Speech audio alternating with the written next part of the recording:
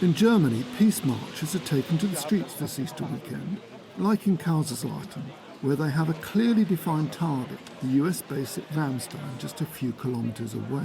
Ramstein is truly a central hub for the U.S. military, and it's up to us to decide what we are willing to tolerate. I expect a clear stance from the federal government. Without Ramstein, many things simply wouldn't be possible. The war in Iran, for example. Ramstein, the largest US airbase outside the United States. Here, the roar of jet engines tells the story of the intensity of Washington's wars.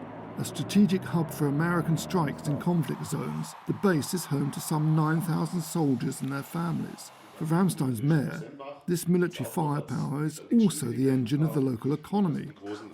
The US military occupy about 100 square kilometers in the area. There are contracts for local businesses and wages for 5,000 civilian employees who work on the base. That's at least $2 billion a year.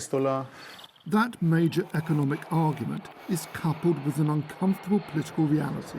Berlin simply has no say over its military use, according to this expert. In reality, this is extraterritorial American soil in Germany. Thus, the federal government cannot be held responsible for what happens in Ramstein.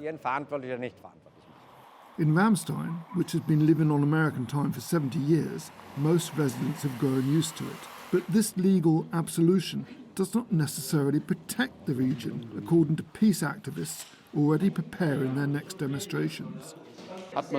People here are ambivalent about the airbase because it's a major employer and an economic driver. But at the same time, people don't realize that there is also a potential threat here. If an attack were to happen, Ramstein airbase would be the first target.